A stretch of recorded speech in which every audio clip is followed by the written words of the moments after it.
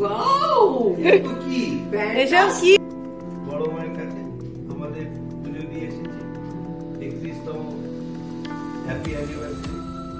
আমি চলে এসেছি কেক খেতে।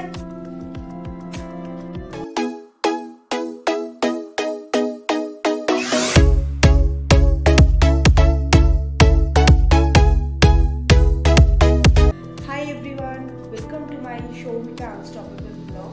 তো আজকে আমি চলে এসেছি আমার ডেইলি লাইফ ব্লগ নিয়ে।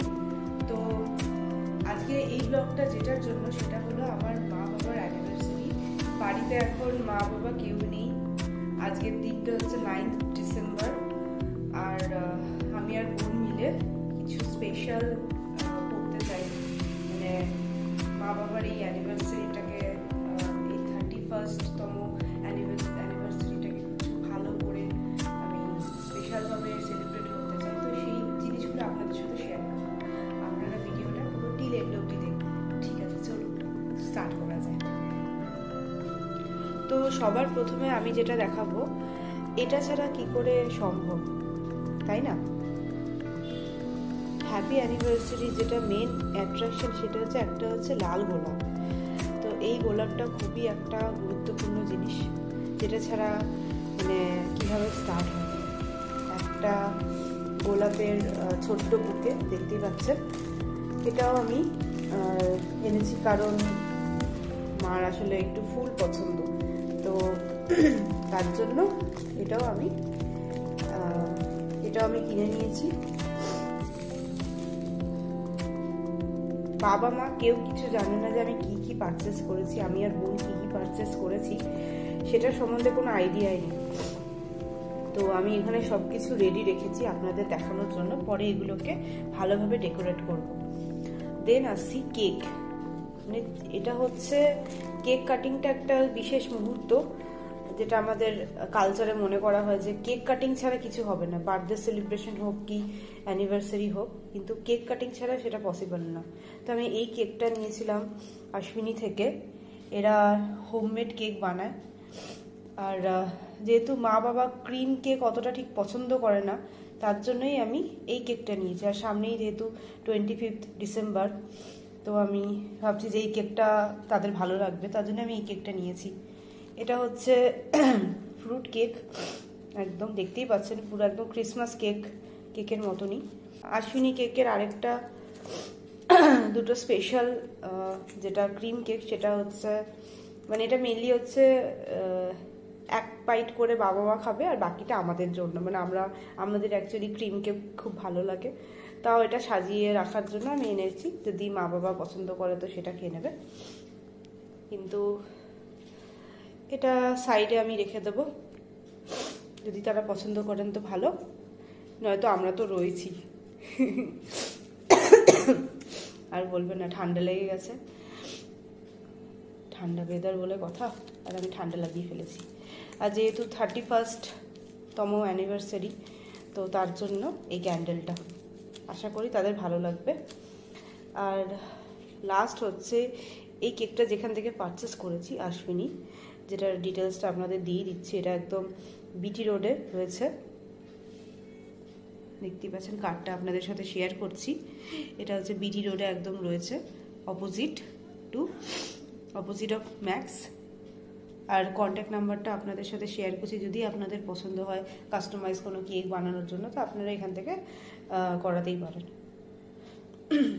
আমি এদের কেক আগেও খেয়েছি, আমার খুব ভালো লেগেছে, তো আমি এটার জন্য রেকমেন্ড করছি আপনাদেরকে। আপনারা চাইলে এখান থেকে কেক অর্ডার করতে পারেন। ওখানে আপনারা লাইভ কেকও 30 মিনিটের মধ্যে কাস্টমাইজ করিয়ে রেডি করে নিতে পারেন। এনাদের বিহেভিয়ারও খুব ভালো, এদের কেকও সত্যি অতুলনীয়, খুবই ভালো। এবার ডেকোরেশনের পালা, ওটা আপনাদের সাথে শেয়ার করব খুব শীঘ্রই। আপনারা সাথে থাকুন, এই ভিডিওটা টিল এন্ড অবধি দেখুন। আর ভালো লাগলে প্লিজ লাইক, শেয়ার, কমেন্ট আর সাবস্ক্রাইব করতে তো একদমই ভুলবেন না। আমি এখন পুরো সাজিয়ে নিয়েছি, দেখতেই পাচ্ছ পুরো প্লেট রেডি আছে আমার, ফুল টুল সাজিয়ে নিয়েছি। এবার হচ্ছে বাবা মাকে এবার আমি ডেকে নেবো, ঠিক আছে? তারা কেউই জানে না যে আমি এরকম অ্যারেঞ্জমেন্ট করতে চলেছি, তো বোন এবার তাদেরকে ডাকবে। ঠিক আছে, এবার দেখে নেওয়া যাক তাদের এক্সপ্রেশন, মানে তারা কিরকম সারপ্রাইজ হয় এইসব দেখে। দেখে নেওয়া যাক।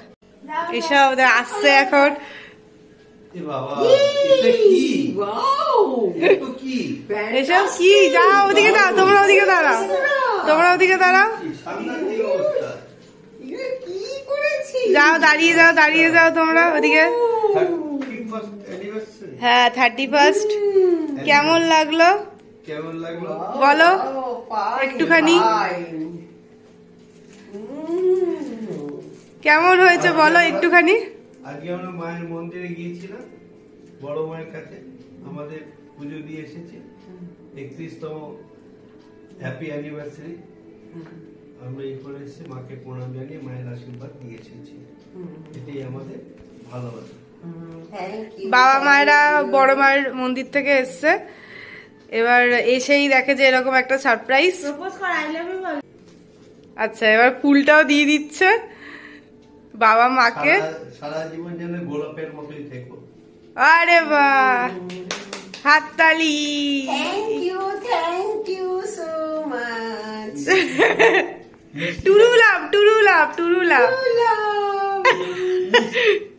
মিষ্টি কম খেও। এবার কেক কাটিং হয়ে যাক। দাঁড়াও, এখন সবকিছু।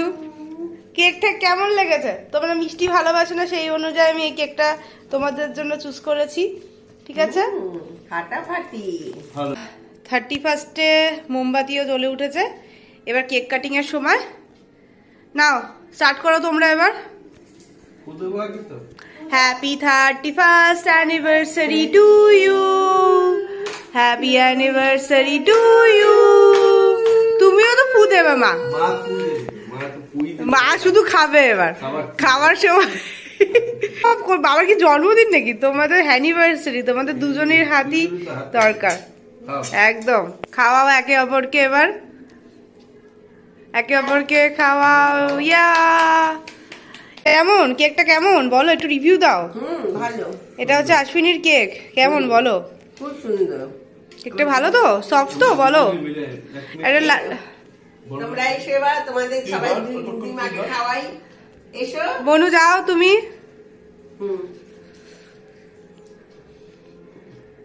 এসো বড়।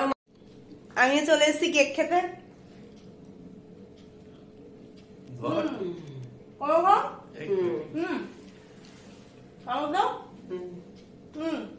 বাবাতে খাওয়াচ্ছি, কিছু মাইন্ড করবে না।